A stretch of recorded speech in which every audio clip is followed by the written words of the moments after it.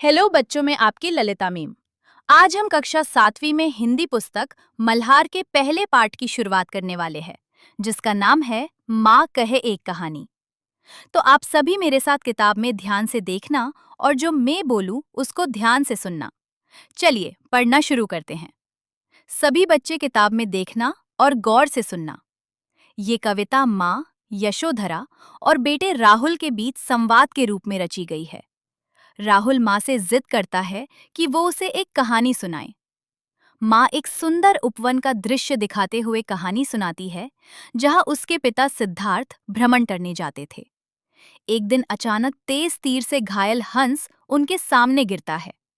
राहुल के पिता उस हंस की रक्षा करते हैं, जबकि शिकारी अपने निशाने पर घमंड दिखता हुआ उसे अपना बताता है।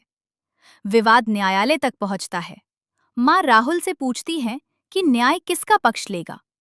राहुल निर्भय होकर कहता है कि न्याय हमेशा दया और रक्षा करने वाले का पक्ष लेता है।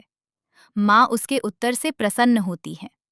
ये कविता दया, करुणा और न्याय जैसे उच्च मानवीय मूल्यों को सरल और संवादात्मक शैली में प्रस्तुत करती है। माँ कहे एक कहानी। बेटा, समझ लिया क्या तूने मुझको अपनी नानी? कहती है मुझसे ये चेटी, तू मेरी नानी की बेटी। कह माँ कह, लेटी ही लेटी, राजा था या रानी? राजा था या रानी? माँ कह एक कहानी। शब्दार्थ। कह, कहना, सुनाना। नानी, माँ की माँ। चेटी, दासी, नौकरानी। व्याख्या। उपरोक्त पंक्तियों में सिद्धार्थ पुत्र राहुल अपनी माँ यशोधरा से कहानी सुनाने की जिद करता हुए कहता है कि माँ उसे एक कहानी सुना दे। इस पर यशोधरा बालक को डांटते हुए कहती हैं कि क्या उसने यशोधरा को अपनी नानी समझ लिया है।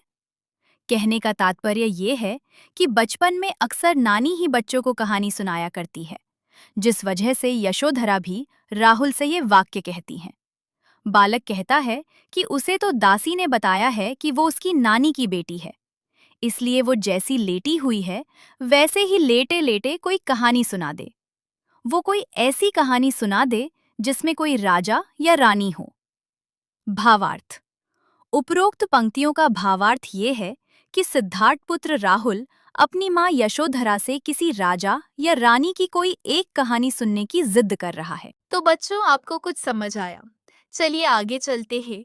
तू है हठी मानधन मेरे, सुन उपवन में बड़े सबेरे तात भ्रमण करते थे तेरे जहाँ, सुरभि मनमानी। जहाँ सुरभि मनमानी, हाँ माँ, यही कहानी। शब्दार्थ।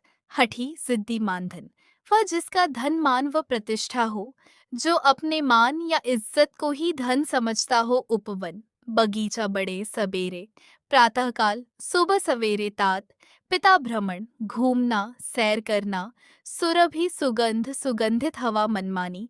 इच्छा के अनुसार। व्याख्या। यशोधरा पुत्र राहुल से कहती है कि वह बड़ा जिद्दी है, परंतु वह ही उसके सम्मान की पूंजी भी है।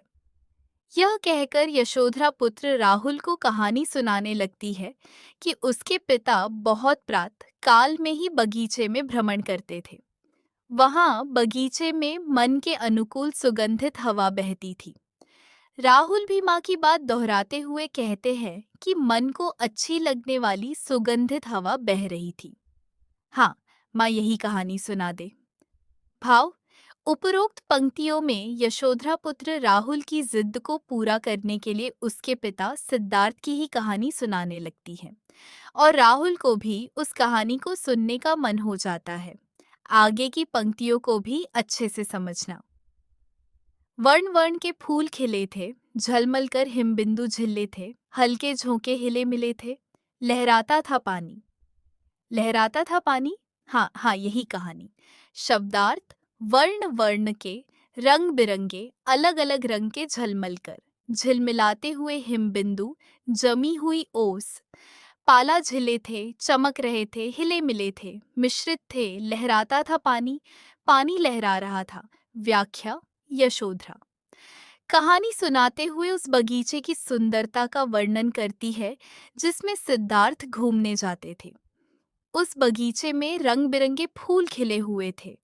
उस बगीचे में फूल पत्तों पर ओस की बूंदें जमी हुई थी, जो उषाकालीन किरणों के स्पर्श से झिलमिला रही थी। प्रातःकालीन हवा के हल्के झोंकों से ओस की बूंदों से मिश्रित फूल पत्ते चमक रहे थे। हवा के इन कोमल झोंकों से तालाब के पानी में भी लहरें उठ रही थीं। राहुल कहानी सुनते हुए कहने लगा कि हाँ माँ, यही कहानी सुना दो। भाव।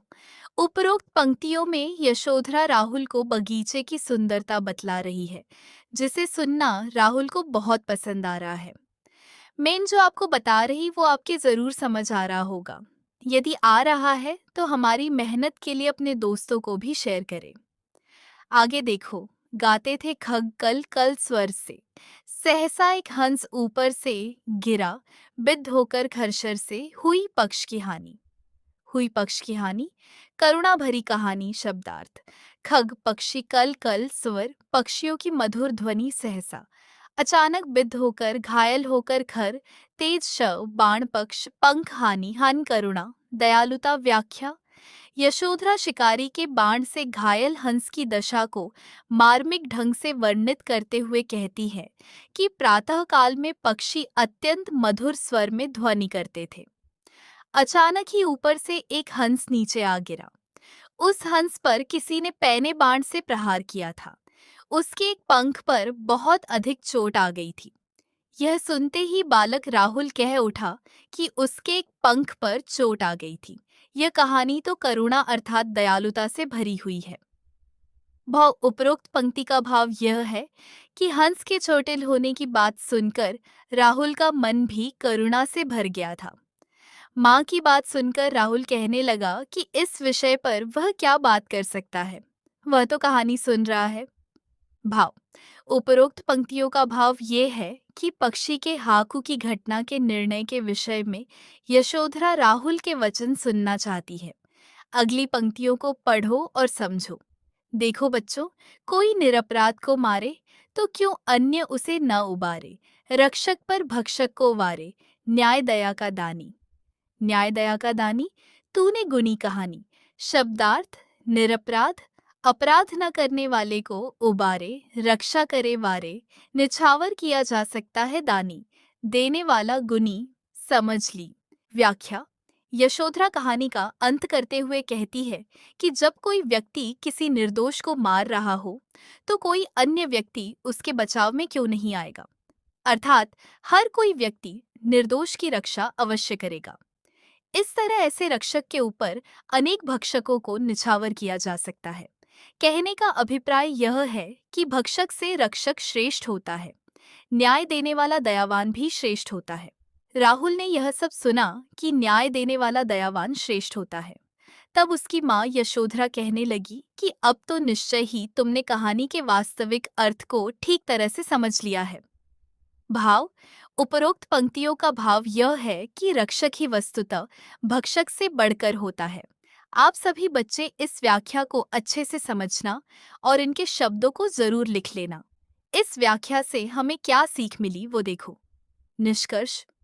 माँ कह एक कहानी कविता में सिद्धार्थ पुत्र राहुल माँ यशोधरा से कहानी सुनने की जिद करता है, जिस पर माँ यशोधरा उसे उसके पिता की ही कहानी सुनाती है, जिसका उद्देश्य यह था कि माँ अपने पुत्र के भीतर पिता के ही समान न्यायप्रिय, प्रेम व करुणा जैसी भावना का संचार करना चाहती थी।